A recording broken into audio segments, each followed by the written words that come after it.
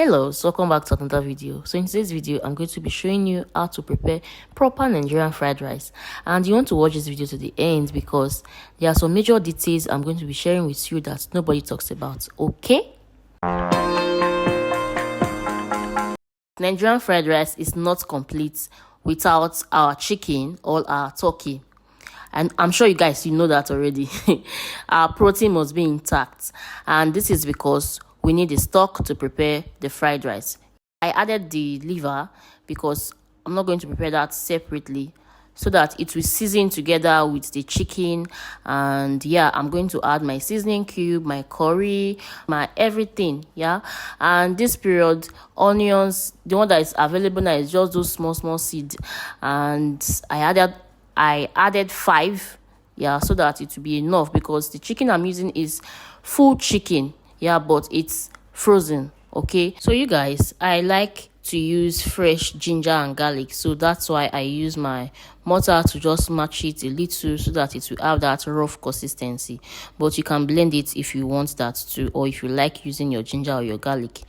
So next I'm going to cook my chicken now, and I won't add extra water to it. I'm just going to leave it to cook for some time and then it produces its own juice.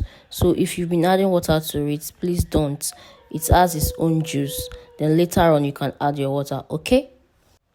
So not adding water initially to your chicken or your beef, whatever protein you are using, helps it to the ingredients to penetrate very well into your protein, okay? So it will get that taste as if you marinated it. It will penetrate deep inside.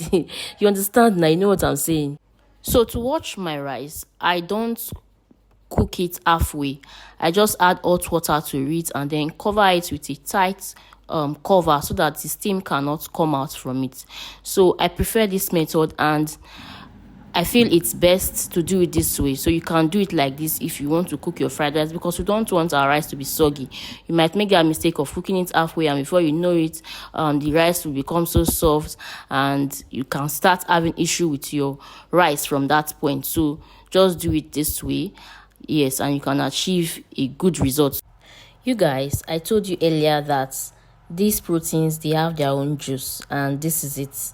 So I'm just stirring it now so that everything can mix properly together, and then I'll cover it, allow it to boil for some time, and then I dropped it because I did not add any other water to it. The broth that was produced was enough for me to use for cooking my fried rice.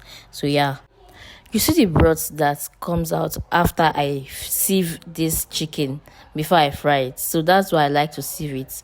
And next is for me to just fry, and it's not going to have plenty water when I'm frying. So while I'm frying, I'm just going to cut my liver into pieces and then fry it next after I'm done with the chicken. So if you have air fryer, you can use air fryer for easy process, all right? And to reduce the level of oil. So you guys, when you see that your chicken is brown like this, know that it's time to take it out, because you don't want your chicken to get burnt. So I don't want my chicken to get burnt, and then I took them out, and next I added the liver. I'm going to fry it with the same oil I used to fry the chicken. So one stone to kill two birds. You don't have to fry them separately with different oil. Even though you see that the oil is looking kind of black, it's still good. You can fry your liver with that, but be careful so that your liver would not get burnt since the oil is still very hot. So now it's time to cook our ogbonge fried rice. We now have our broth, we have our chicken, we have our liver, and everything is on check. So it's just time to add in the various things that need to be added for us to cook this proper fried rice. So the first thing I added was to go in with my broth, and you know, we need to season this rice very well so that it will come out nice. Everything needs to be seasoned. Starting from your protein, then next to your rice and your sauce, everything needs to be on point to have this tasty fried rice we want, okay? So next you want to add your curry, because curry adds to the color of your rice. It helps to give it to give it that color you want. And if you want more color, you can go ahead to add turmeric. And next, I added my salt. And when you are done adding these things, make sure you test it and make sure it tasted well before you allow it to eat. And I went further to add my green bay pepper. This add magic to it. I told you I'm going to tell you some little details that nobody talks about. Yeah, so this is it, one of it. This green bay pepper helps to give it that color. When people buy these fried rice spices and for the purpose of making it get green and all of those things, you don't have to use that. This green bay pepper will do the magic. You can blend it and make it very smooth and then add it to your rice, or you can just match it a little like I did. It's not going to be so chunky inside your rice. At the end of me cooking this rice, you see what I'm talking about. But I like to do it this way so that that aroma can come out, okay, without adding more water. Without adding water, I just did it like that so that I'm not going to add water to it. But when you are blending, you have to add water, and it's also fine too. But I did it this way. It produced its own water, and then I added it to my rice, and yeah, it had to give me that green color I wanted. So after stirring everything together, I'm just going to give it a quick test to know if my seasonings are okay. So you want to do the same, just test to know if everything is on point so that you don't end up adding salt to your rice when it's already cooked. That's not good, okay?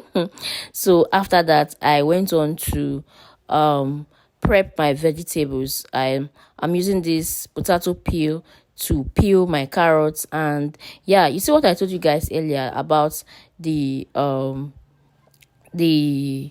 green bay pepper. You see that it's visible to the rice now, right? But when I'm done adding my sauce and everything, you're not going to see this chunk in the rice anymore. And you see that it has transformed the color of the rice already. But if you want more colors, you can go ahead to add your turmeric and the rest. Yeah. So at this point, I'm just going to give my rice a proper stir. Just stir it, mix it very well. Make sure everything goes round. Mix it, all right? Keep stirring till you are satisfied, okay? And after this, I turned off my heat, and then I opened it. First, open the rice like that without covering it, and I'm going to allow it to cool so that it will be firm. When I add my sauce, it's not going to be sticky, and I don't want to cover it so that it will not be cooking inside. You understand now? You know what I'm saying now? When you cover, the heat inside will start to make it to cook on its own. So I left my vegetable to check my rice, and I'm back. So I'm just going to cut my carrots manually. So if you don't want to use this manual method to cut your carrots, you can use your machine. It's okay, but you can do it like so. If you want to cut your carrots to achieve a particular shape or the same shape, you can just do it like this. So after slicing my carrots, I went further to cut my green beans, and I packed them like this. See, for easy way, just put all of them together like this and just slice them, because this thing can be stressful to slice sometimes. So I did it like this, and I achieved uniform shape in it. So these things, we don't want to make it so chunky, so big, and it's not going to be fine in our food. We have to eat with our eyes first before we eat with our mouth. Yeah. Finally, it's time for us to fry our vegetable and prepare our sauce for the fried rice. So I'm going in with this groundnut oil I used initially to fry my chicken. Yeah, so I heated a pan on the stove and then add this groundnut oil to it. The groundnut oil is not bad. I use it to fry the chicken. So if you are seeing these dark things on it, it's not bad. So I'm going to take it out. But if you feel you are not comfortable seeing that, you can use your sieve to just sieve it out and then continue your frying. So I'm just going to go in with my carrot, since it's the hardest vegetable, and then after frying my carrots, and then I'm going to add my green beans and the rest vegetables. And this process, you need to be really fast because our vegetables does not need to stay for long in our on the heat, because it needs to be fast. It's vegetable, you don't have to kill our nutrients, and you don't want it to be soggy when you add it to your rice. Okay, so it's going to be a quick process. And then I added the liver and everything, and you can see how colorful this is. It adds the color of, it's so colorful, it looks so colorful and so fine. And the other vegetables I didn't show you guys initially, so I added them also. So now our fried rice is almost ready. It's just for you to give your veggies a proper stay at this point. And by this time, you've already added your seasoning cubes, your sauce to taste, and everything you need to add for the taste. All right, so at this point, it's just for you to add the veggies into your rice and then give it a proper mix. But if you are using a small pot, it's just for you to be able to gauge your veggies and add them little by little to the fry pan you are using for your veggies, and then mix it. Okay, so but I'm using a big pot here, that's why I added everything once at the same time just to ease my cooking process, and it's fast like that for me. Okay, so do the one that your pot can carry. So you guys, you see that green bay pepper I told you about, that it's not going to come out chunky in your rice when you are done cooking and adding your sauce. Now this is what I'm talking about. Can you see it? If you can see it, please let me know in the comment section. But for me, I can't see it anymore.